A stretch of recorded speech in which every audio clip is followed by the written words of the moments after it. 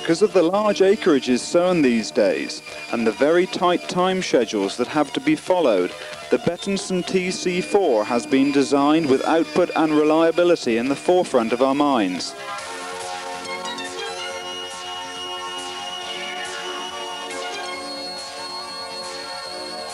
The TC4 is now capable of drilling at up to 10 miles per hour, which can give outputs of up to 20 acres per hour. It is therefore important to keep filling time to an absolute minimum. Wide opening hopper lids ease the filling operation and help speed the drill back into work. With bulk filling becoming more and more popular, it is important that the drill lends itself to this operation. Large hopper capacity is another vital feature that helps keep downtime to a minimum. Operating the drill must be easy and uncomplicated. The TC4 needs only one double-acting hydraulic supply. This controls the pressure beam through a master and slave cylinder. Once set, the pressure beam cannot creep, and this leads to positive ground penetration and even drilling depth. The dual springs on the coulter arms exert a strong downward pressure that helps keep coulter bounce to a minimum and seed placement exact. They can be adjusted individually. This means the TC4 can cope well with all seedbed conditions from the lightest fenlands to the heaviest clays. The coulter arms are very rugged and will accept either Suffolk or disc coulters. Nylon bushes fitted in the coulter arm pivots allow any wear to be quickly and easily accounted for, and a large coulter stagger helps keep soil flow through the drill smooth and even. Drilling depth is vital to crop emergence. On the TC4, this is adjusted by a simple screw. By operating directly onto the depth valve, it can maintain constant depth control. If it becomes necessary to alter drilling depth in the middle of a field, this can be done quickly and accurately. Ease of operation is the key to reliability, and the bout markers are no exception. The rotary valve is worked directly from the pressure beam and controls the markers. Each one works in turn to leave a clear mark for the tractor driver to follow.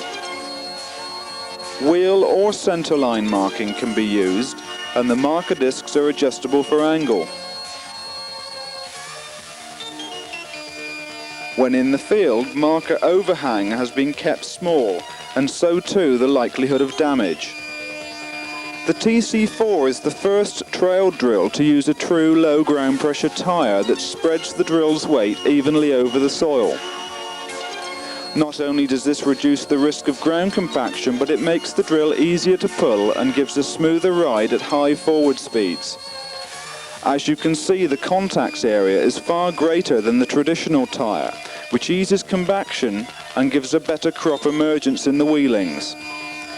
The rear harrow is far enough behind the coulters to give even seed coverage. Each tine is spaced to run between the rows and not directly over them. 4 springs hold it into work and give a constant downward pressure. Because it proved so successful on the MC2 mounted drills, the cam-type gearbox is now fitted to all TC range.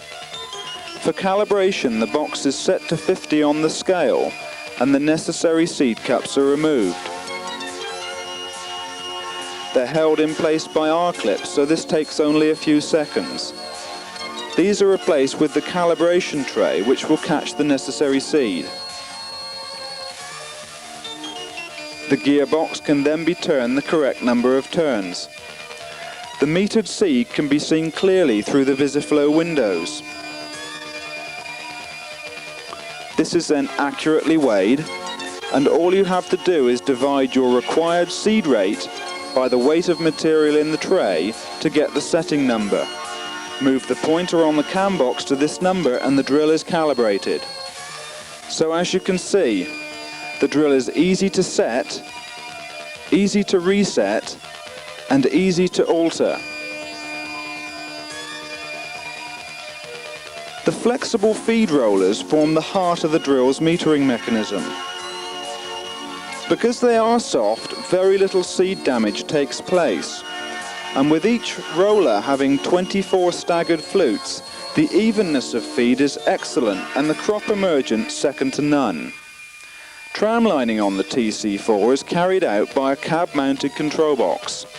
The unique clutches on the tramline rollers give the clean stop and start associated with Bettinson drills. Operation of all the tramline features are fully automatic. This leaves the operator free to concentrate on other more important tasks. It is possible to have a bolt-on transport kit fitted to all the TC drills. This allows them to be end-towed. The procedure to convert the drill from transport to working position takes just a few minutes, and the transport width allows the driver to travel on small country lanes. The TC4 has been designed to give the high output, trouble-free working life that is important for today's farmers, and it is probably the most versatile drill available.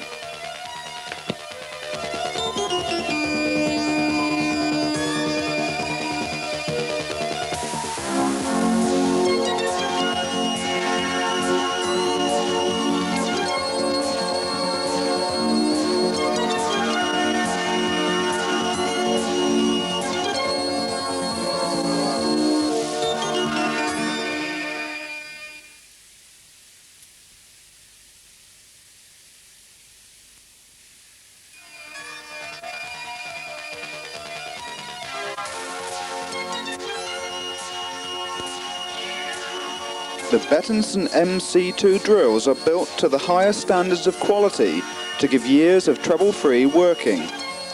This 4-metre superdisc model is fitted with a transport kit that makes road travelling and farmyard manoeuvring a simple task. Ground clearance whilst in transport is being kept to a maximum, and this ensures that no damage can occur to the coulters. Once the drill has been positioned correctly, it's lowered and the transport pin removed from the linkage drawbar.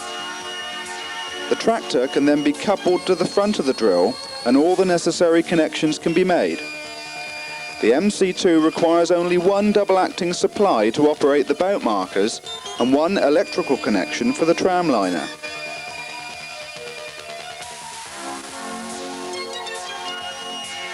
Two pins are all that is required to take off the transport wheels, which are light enough to be manhandled, and the drawbar itself is also removed. This means the operating weight of the MC2 can be kept down. As you can see, transporting the drill is quick and easy, and the wheels and the drawbar themselves are easy to fit. It'll now be necessary to fill the hopper. Capacities of all the MC2 drills are massive, and this means drilling time is kept to a maximum and downtime to a minimum. Access to the hopper is unrestricted and will suit just about any filling system. Even bulk filling presents no problem, which is unusual for a mounted drill. When calibrating the MC2, only 8 rows are needed. These blanking plates fit into the hopper bottom and stop any seed entering unwanted outlets when calibrating is taking place. A quantity of seed can then be emptied into the hopper without risking expensive spillage.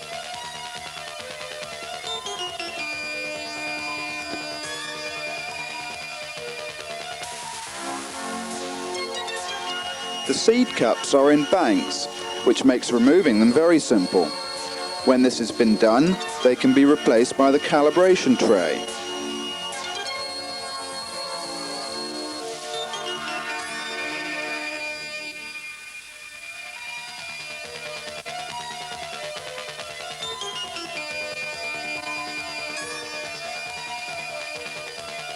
To calibrate the MC2 is stepless simplicity.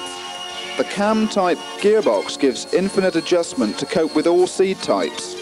All that's needed is to set the box to 50 on the scale by turning the adjustment handle. Only one calibration will be needed. No charts are necessary.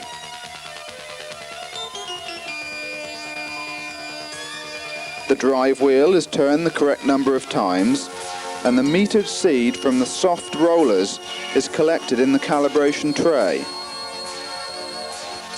This is then accurately weighed using a modern set of scales. Care at this point is very important. The MC2 metering mechanism is quite capable of delivering seed rates to the nearest ounce if it is calibrated correctly. All you need to know is the required seed rate and the weight in the tray. Divide one by the other to get the gearbox setting number you need. Just set the gearbox and away you go. Simple and very effective. So as you can see, the gearbox is easy to set, easy to alter, and easy to reset.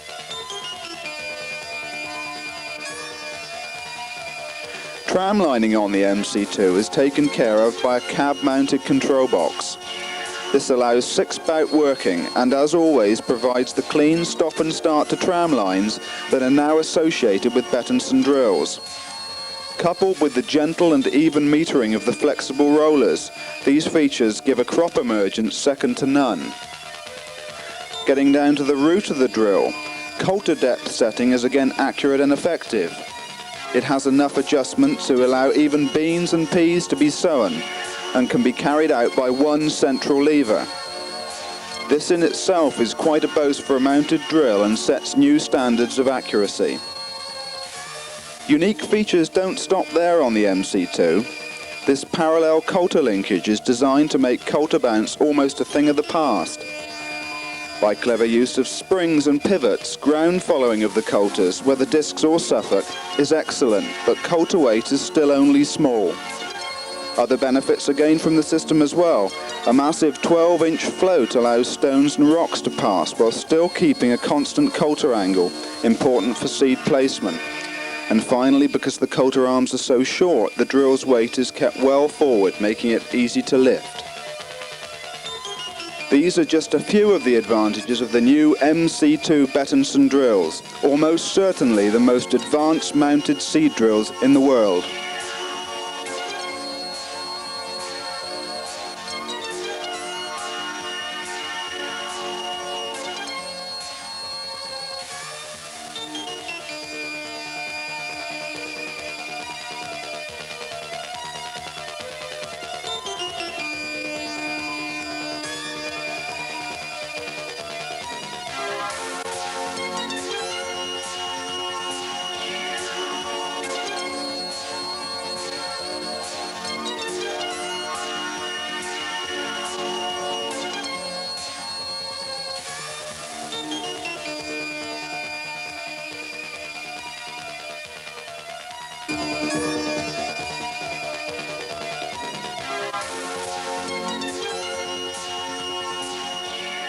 Allowing fertilizer to leach into rivers does not make economic or environmental sense. Add to this the high spreading outputs expected from today's farmers, and wide pneumatic machines such as the Parmiter AirJet offer the only answers to such important problems. The AirJet can spread accurately and cost-effectively over widths of up to 20 meters. Built around a proven peg feed metering system and incorporating the unique super boom, it leads energy in many ways. The simple quick hitch A-frame means the operator doesn't have to enter the danger zone between tractor and machine, but it also attaches the AirJet very close to the tractor, leading to better steering on hilly ground. The steel paddle wheel runs directly onto the tractor tyre and takes the drive to the AirJet gearbox. This gives perfectly accurate spread rates that do not vary with forward speed, and being hydraulically controlled, fertilizer shut-off at headlands are precise. It also supplies the input to the area meter, which can be set to read in either acres or hectares. The cam box gives stepless adjustments between 5 and 1300 kilograms per hectare. It supplies drive to 4 separate cassette units that are fitted with peg-type rollers. Each of these units are easily removable, along with the perspex cover. By using separate rollers, fertilizer output and therefore accuracy can be maintained over the wider boom widths. The rollers can meter all common types of fertilizer without problem. With such wide booms, it is important that it can be controlled in sections to minimize the risk of overdosing at headlands. And the simple gearbox fitted allows the boom to shut down in 4 such units. It's cable operated from the tractor cab. The calibration trays on the AirJet are dual purpose, meaning they're always carried on the machine. Being made of plastic, they are corrosion resistant and easy to handle. For calibration, they're turned over to form the tray which catches the fertilizer that you're going to weigh. Each tray is clearly marked to avoid any confusion. The handle is also stowed on the AirJet, which means it can be calibrated anywhere in the field. Once the cam box has been set using the chart on the side of the machine as a guide, it's a simple matter of turning the handle the correct number of turns. The complete procedure is detailed on the chart as well. All this adds up to a machine that's easy to calibrate accurately, which is vitally important if the spreader is to perform well in the field. The AirJet boom is unlike any other pneumatic spreader, and that's because it's fully suspended. It uses 2 vertical links to support its entire weight and 2 horizontal links to steady its rocking movement. What this means is that the boom is not rigidly fixed to the spreader chassis and can literally float. Once it's been hydraulically unfolded, transport locks disengage to give a degree of movement large enough to soak up all the violent bumps transmitted from the tractor. It not only isolates the rolling motion, but also the yawing motion, which is a major contributor to crop striping and uneven dosing. This short film of the prototype AirJet working shows how a normal boom would react to the test track.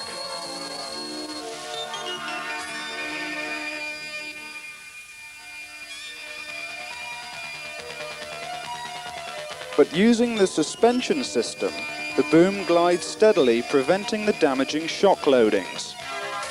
This will, of course, lead to a more even spread pattern, but it also means the boom can be lightweight in construction.